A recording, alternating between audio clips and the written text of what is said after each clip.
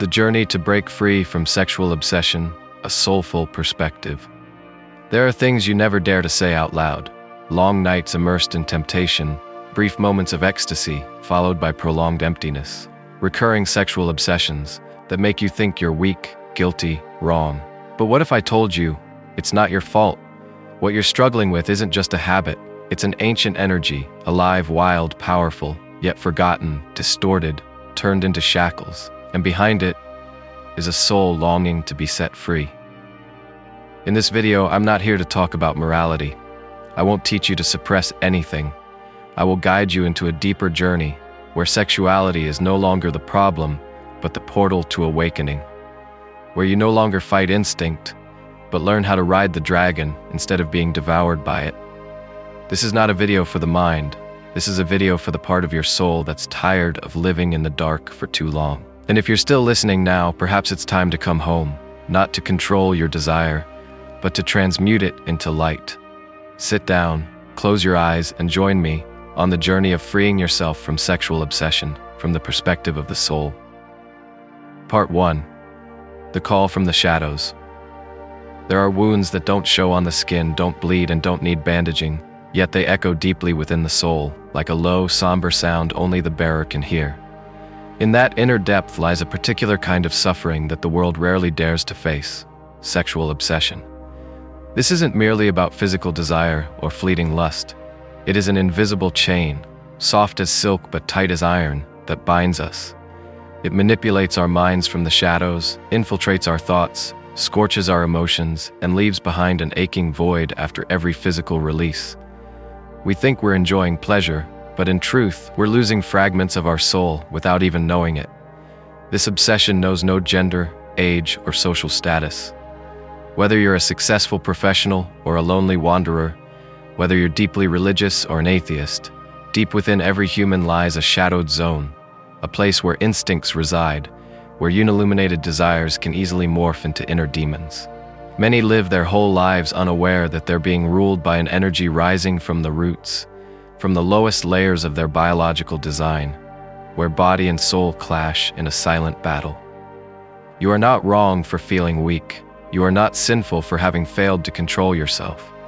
You are simply a soul on a journey of learning to understand, to transform, and to return to the radiant, pure essence that you once were, before desire rose, before the world stamped you with notions of good and bad, of morality and sin.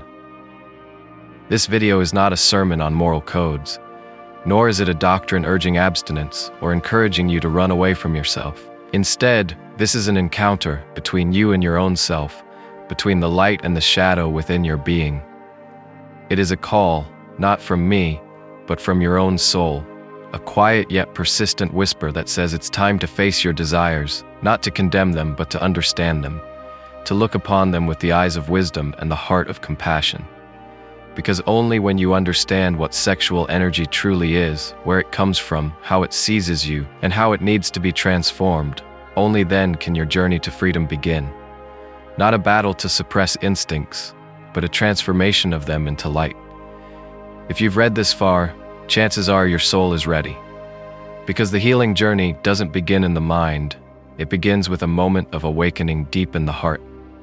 The moment you realize that you no longer want to live under obsession, no longer want to repeat the silent, painful cycles. You don't want to live just for gratification, you want to live in freedom. And your soul, after all the falls, wounds, and escapades, has been patiently waiting for your return. This path won't promise ease, but it does promise truth. And when you walk in truth, you're no longer a slave to desire. You become the guide who leads the light out of your own darkest realms. Part 2. Desire is not evil, but its energy can devour you. Desire has long been misunderstood. In religion, it is often seen as a temptation to be extinguished. In modern society, it's commercialized, inflated, and exploited as a money-making tool. But in its truest nature, desire is not evil. It is a natural part of the human structure. It is the primal fire of life, the force that has enabled human survival and evolution for millions of years. Without desire, without the magnetic pull between biological polarities, there would be no love, no reproduction, no creation. The problem isn't desire itself. The problem lies in the level of awareness with which we engage it. When we live unconsciously, desire controls us like a puppet. It whispers in our minds at night, manipulates our behavior even in public, and whispers guilt in our ears after every fleeting satisfaction. It makes us confuse physical connection with love, fools us into thinking we're cherished just because someone craves our body, only to leave behind a soul that feels empty, worn, and hardened. On an energetic level, sexual energy is one of the most powerful forces in the human body. It resides in the root chakra, the lowest energy center, where primal needs like survival, hunger, sex, and control gather. When this energy is elevated, through awareness, love, or sacred connection, it becomes a healing, creative, and transcendent force. But when trapped, misunderstood, and untransformed, it builds up like a toxic current, circling through repetitive desires, avoidance, consumption, and domination. That's when desire turns into obsession. Some people live their entire lives governed by that energy without ever realizing it. They think they love sex, but in truth, they are addicted to the momentary feeling of being filled, addicted to distraction, addicted to control, or to being controlled. They don't see that the more they seek satisfaction, the more they lose control. The more they chase pleasure, the further they drift from their inner freedom. And on a deeper level, that energy starts to erode the soul, not through bad actions, but through the painful disconnection from one's true self, the loss of inner wholeness, the fading memory of who I am. Do not assume that sexual obsession only occurs in emotionally deprived or immature individuals. Even those on deep spiritual paths, monks, yogis, mystics, have grappled fiercely with this energy. The deeper you go on the journey of awakening, the more you realize that sexual desire is not merely a bodily urge. It is one of the final gateways that separates you from total liberation. It is the soul's final exam. Will you be ruled by it, or will you rise and turn it into light? When you are unaware of how sexual energy is working within you, it will lead you. But once you see it clearly, you begin to have a choice. Not a choice between suppression and indulgence, but between living as someone used by desire, or living as a soul that knows how to use that energy as a tool for evolution. In all ancient spiritual philosophies, from Hinduism and Tantric Buddhism to mystical Kabbalah, sexual energy has never been denied. Instead, it is respected as a river, and the practitioner is one who learns to navigate it, not dam it. Because water, when it flows in the right direction, nourishes the entire land. But when it gets stuck, it turns into a toxic swamp, where mosquitoes and disease breed. Desire is just like that. It doesn't come to destroy you, it comes to awaken you. But if you keep ignoring it, keep letting it manipulate you from the shadows, it will devour you from within, like a starving dragon that can never be fed with light. So the question is not how do I destroy desire, but rather, how do I shine a light on it and guide it home to where it belongs? Part 3. Physical union versus soulful union, the difference that shapes karma. In this physical realm, where the soul borrows a body to live, sexual experience is an inevitable part of human life. Yet, very few realize that not all acts of intimacy are the same.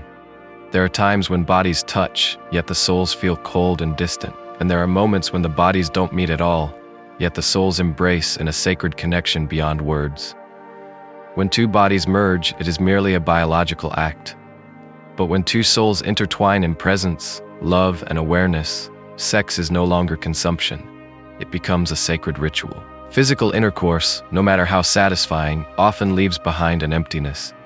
That's because it is the collision of egos trying to possess, enjoy, and dominate one another.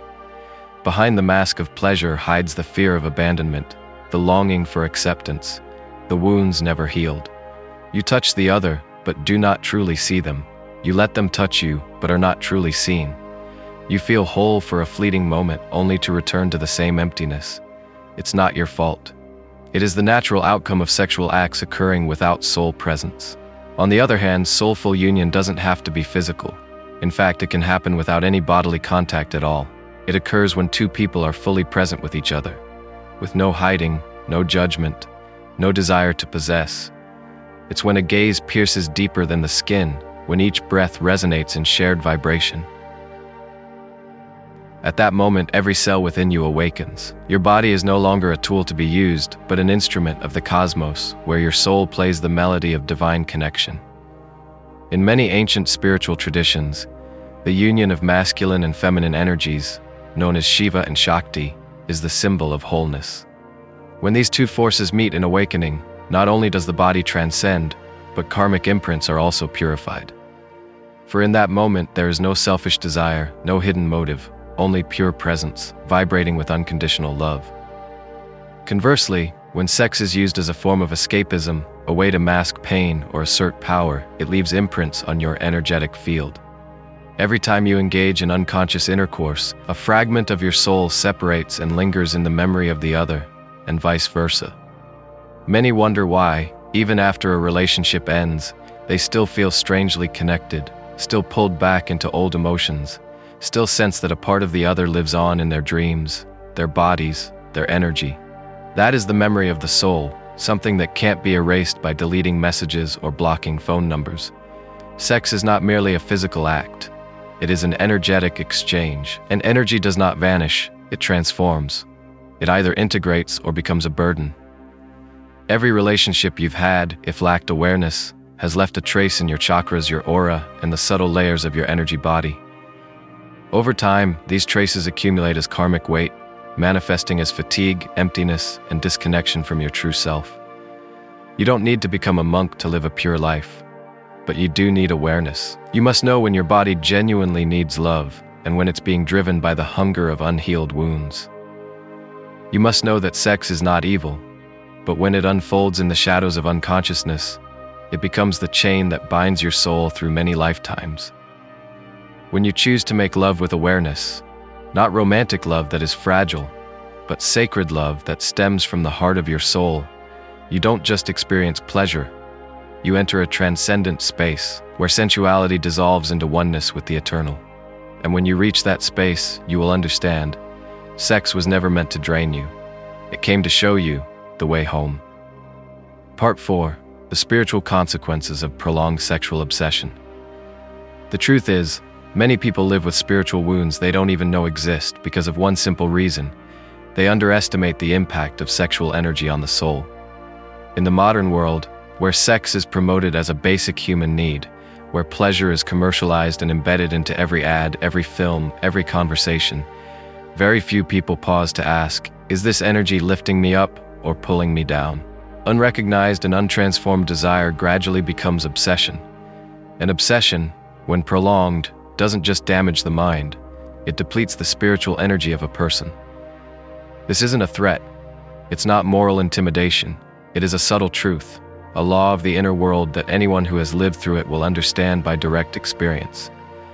When you are ruled by repeated sexual urges, like an addiction, a compulsive need, what actually happens within you? First, your energy field begins to leak. The root chakra, your foundation of vitality, becomes imbalanced, constantly triggered by momentary stimuli, yet never nourished by love or safety. As a result, your entire energy flow becomes disordered. The reproductive system becomes unstable, the adrenal glands overloaded, the pituitary and pineal glands, centers of intuition and spiritual connection, grow dim. You begin to lose your inner direction. You lose sensitivity. You lose the joy of being alive. You feel an invisible exhaustion, emotional instability, bouts of depression or sudden rage. You doubt yourself, fall into guilt, or swing the other way. Justify and rationalize so you don't have to face your inner darkness. But all of these are symptoms. At the deepest level, your soul is fracturing because you've allowed a powerful, unconscious energy to repeatedly invade and dominate your spiritual life. Gradually, you feel disconnected from yourself. You no longer see yourself as pure. You no longer feel the sacred innocence in your eyes, in your body, in your spirit. You begin to believe you are unworthy of love. You shrink back, or worse, spiral into indulgence, as if you can only live fast and burn out to escape the hollow feeling inside. But beneath all of that is a soul crying for help. When sexual obsession persists, you are no longer the owner of your body. You become possessed, not by demons, but by fragments of energy you've lost in unconscious intercourse, in empty masturbation, in moments where you thought you were making love, but were truly just craving the life force you'd long lost inside. Spirituality is never separate from the body, and the body is not just flesh, it is the temple of the soul. When you continue to use that temple for consumption, for harm, for abuse, even in seemingly harmless ways, you sever the connection to your inner light. You grow lonelier, you lose touch with the sacred, you pray but feel no response, you meditate but feel no peace. You live but no longer feel truly alive. That is the invisible yet heavy price. No one is judging you. But karma is the natural reflection of what you carry. Not something imposed from the outside, but something born from within. And deep down you know this. You've just never dared to name it. But fortunately, darkness does not last forever, because with just one ray of conscious light, the entire night can be dispelled. When you begin to see this truth, you are no longer a victim. You are the awakened one. And from there, the healing truly begins. Part 5. Transforming Desire. A journey of courage and light awakening is the first moment. But healing is an entire journey. And on that path, you will not only face desire, you will face yourself. Every part that has been hidden, wounded, and longed to be loved, but was never heard. Transforming desire is not a battle to destroy it. Desire does not need to be killed. It needs to be illuminated with awareness, brought out of the shadows of shame and guilt, so that you can truly see it for what it is. A powerful, vibrant energy stream that can become destructive when suppressed, yet can be transformed into pure light when elevated. This journey doesn't begin with the mind. It begins with a deep decision within your soul, that you want freedom, that you are ready to look at yourself with compassion, not judgment. That you no longer wish to run, no longer want to live as someone silently controlled. You want to wake up, step out of the fog of repetitive behaviors, and begin to live with the original wholeness your soul carried when it arrived in this world. The first phase of transformation is accepting the truth. No denial, no justification, no excuse. You look directly at sexual obsession as you would look at a trembling child who has never been held. You no longer say, "I'm broken, I'm sinful, I must hide this." Instead, you say, "I see you, I understand you, I am here to help you grow." From that moment, you begin to realize that desire is no longer a force that manipulates. It becomes the orphan child within you, a part of your soul yearning to be loved rightly, connected rightly, expressed rightly. The next phase is practicing awareness. You don't need to become a monk or live in isolation. You just need to learn to observe. Every time desire arises, pause, breathe. Ask yourself, what's really happening in me right now? Do I need to be touched, or do I need to be understood? Am I seeking connection, or am I trying to fill a void? These questions won't kill desire, but they lift you out of the victim role, so you can begin to take ownership of your inner energy flow. When you observe long enough, you learn to redirect energy. Desire as life force energy can absolutely become fuel for creativity, meditation, art, or service. Many great masters, monks, artists were people with intense sexual energy, but they didn't let it bury them. They transformed it into light. They wrote, they meditated, they created. They loved humanity with all the force they might have once channeled into instinctual acts. And through that transformation, they became whole, not because they destroyed desire, but because they transcended it through love, understanding, and spiritual practice. You can do the same, by returning to your breath, by learning to slow down, by writing your feelings when desire flares, by stepping away from empty, overstimulating environments, by choosing true connection over fleeting pleasure, by doing something creative when your body is bursting with life energy. There is no one path.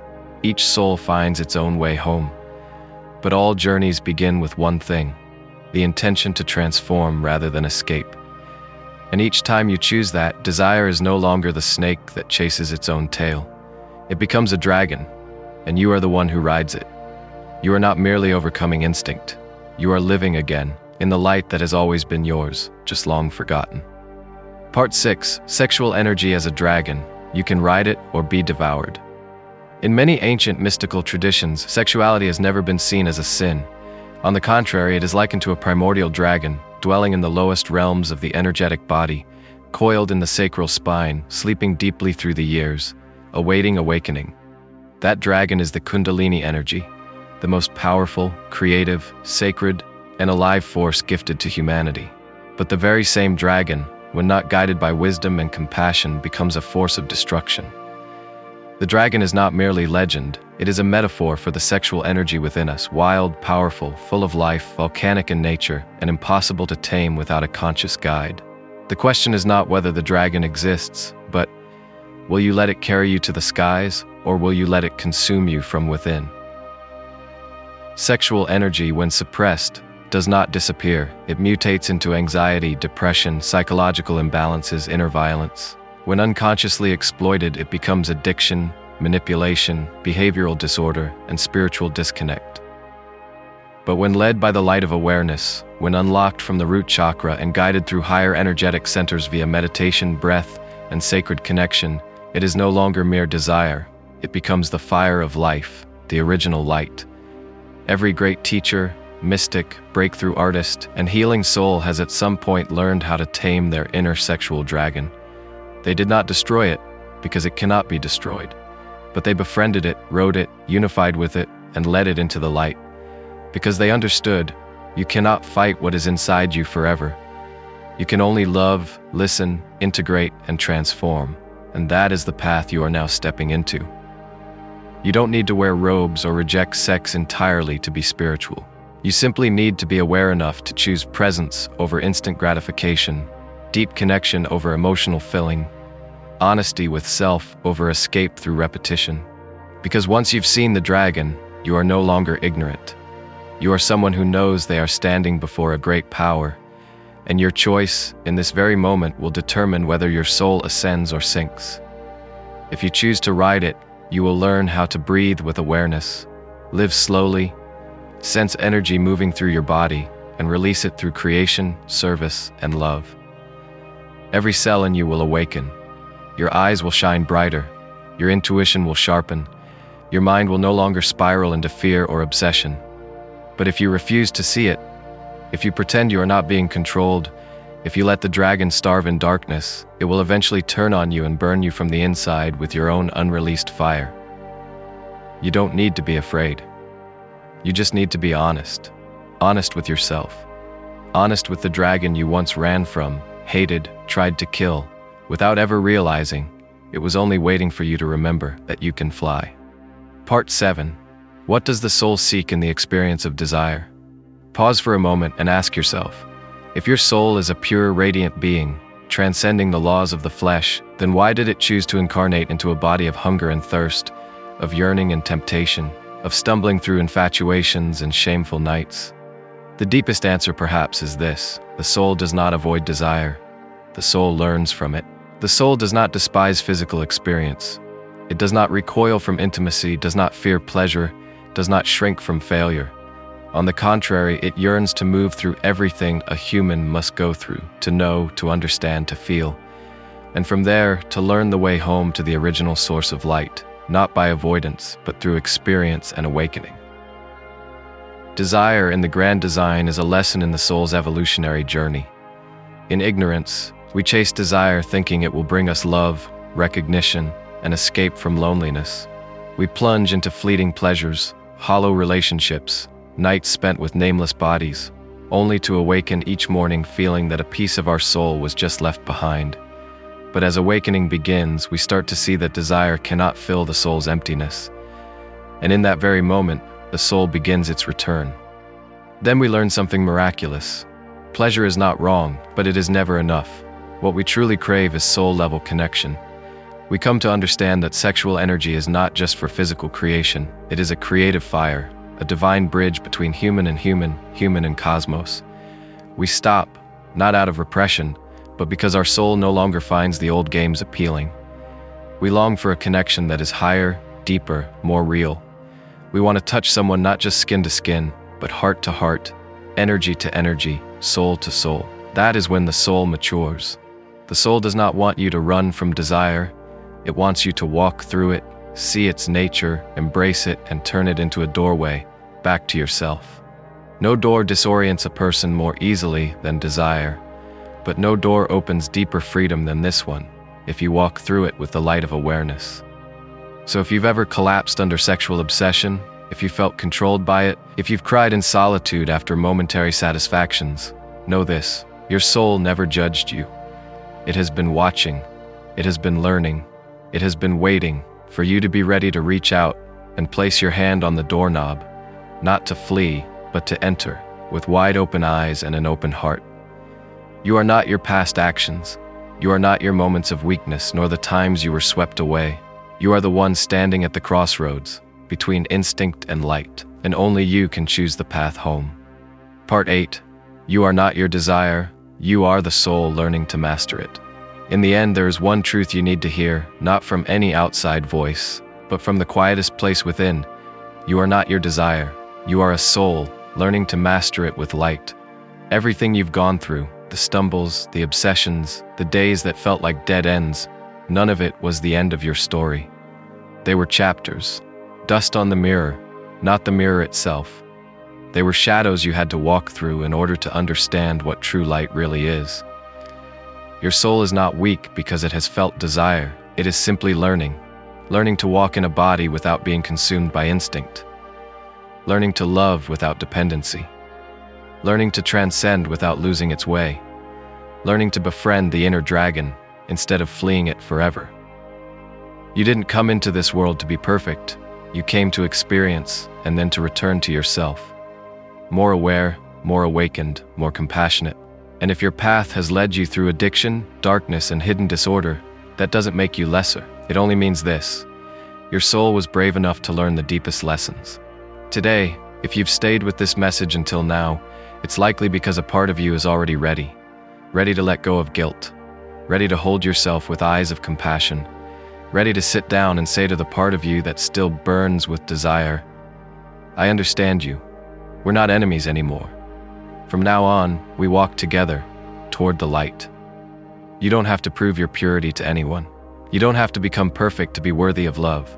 You are worthy right now because you are a soul learning to awaken. And awakening isn't about never making mistakes. It's about knowing you no longer want to live in those mistakes.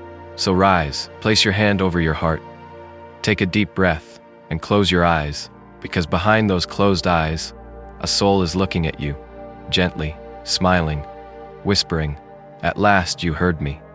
At last you chose to come home." If this journey has touched you, share it with another soul who may be lost, because maybe, just maybe, a small spark from you could be the guiding light that helps someone else walk out of their own darkness. Remember this: you are not alone, you are not bad, you are light, learning how to shine from within. And the road ahead, however long, has already begun, right here, right now. Namaste. From my soul to yours, I see you, I walk with you.